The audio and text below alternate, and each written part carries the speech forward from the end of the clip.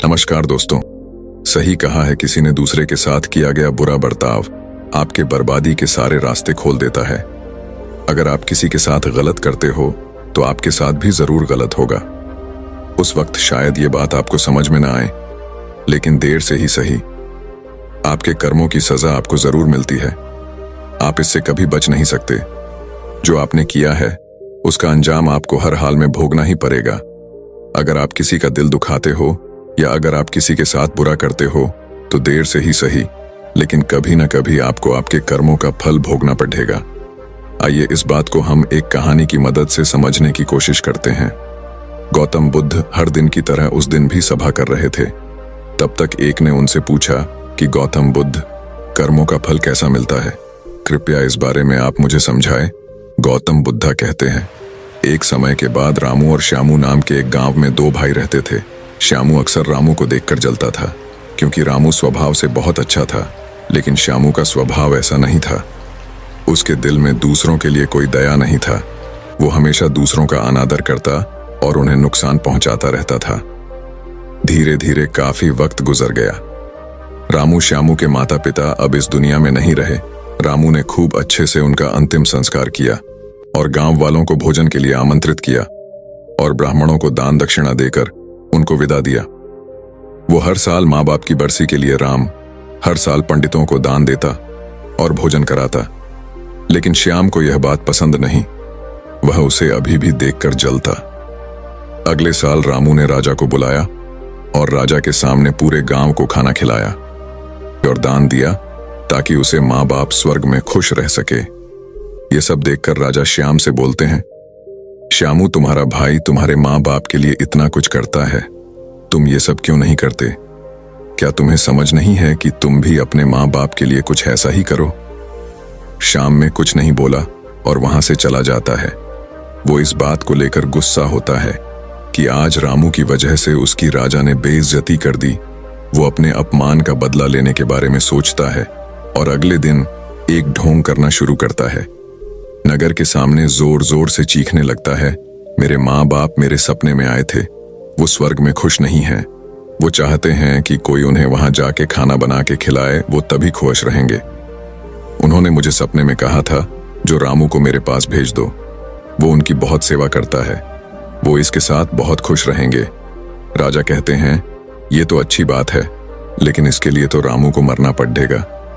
रामू को सब समझ आता है, ये सब कहीं ना कहीं उसको फंसाने की चाल है, लेकिन वो कहता है, चलो इसी बहाने मैं जरूर सेवा करके दिखाऊंगा। रामू मरने को तैयार हो जाता है। वो राजा से कहता है, राजा, आप अगले दिन नदी किनारे एक नाव का बंदोबस्त कराए। मैं नाव से कूदकर नदी में अपनी जान दे दूंगा और फिर मैं स्वर्ग में जाके माँ बाप की सेवा करूंगा। राजा कहते हैं, ठीक है, अगले दिन ये सारे बंदोबस्त कर दिए जाएंगे। रामू नदी से कूद जाता है और सारे गांव में सबको पता लग जाता है कि अब राम इस दुनिया में नहीं रहा। अब वो भी माँ बाप की सेवा करने के लिए स्वर्ग चला गया। श्यामा बहुत खुश था कि उसका इकलौता भाई दुनिया में नहीं रहा।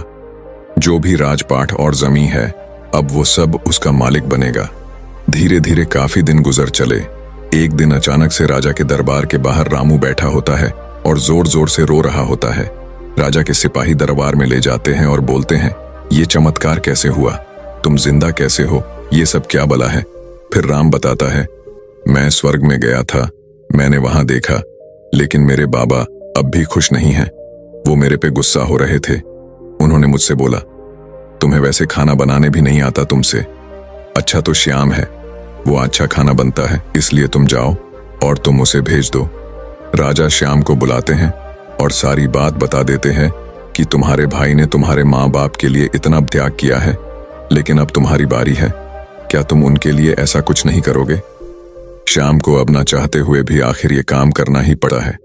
अगले दिन फिर से सारी तैयारी कराई जाती है, लेकिन राम ने सोचा कि अगले दिन मैं जाऊंगा ही नहीं। अगले दिन मैं शहर छोड़कर कहीं चला जाता हूं। फिर राम ने राजा को सारी बात बता दी थी। दरअसल वो जिंदा कैसे बचा, उसने पहले ही मछुआरे से अपनी बात कह रही थी कि वो उसकी जान बचाएगा। मछुआरे उसकी जान बचाई और वो 1 महीने तक नगर के बाहर रखा और सही वक्त आने पर राजा के दरबार में उपस्थित हुआ। वो वैसा सिर्फ उसको सबक सिखाने के लिए करना चाहता था, राजा बोले चलो अच्छी बात है, लेकिन उधर श्यामनगर छोड़ने का प्लान बना चुका था कि अगली सुबह वो वहां नहीं जाएगा। वो रात के अंधेरे में घर छोड़कर भाग लेता है। सिपाही उसे देख लेते हैं और उसे रोकते हैं।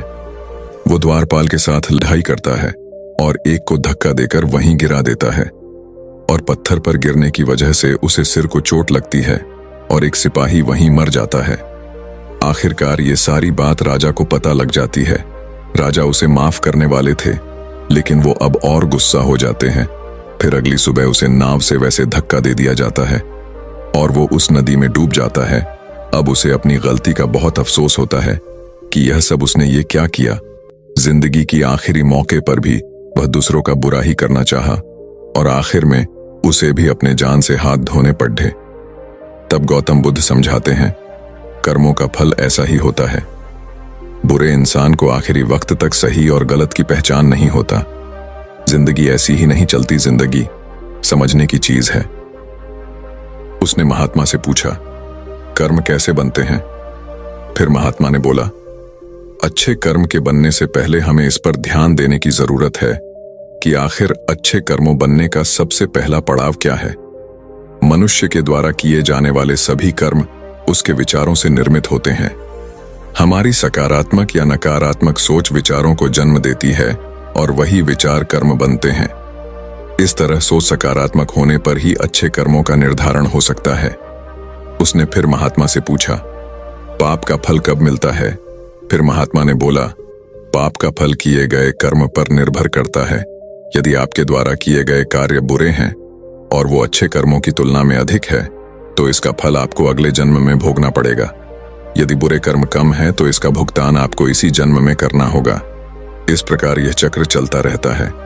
जब तुम जिंदगी को समझते हो तब तुम खुद को समझ पाते हो।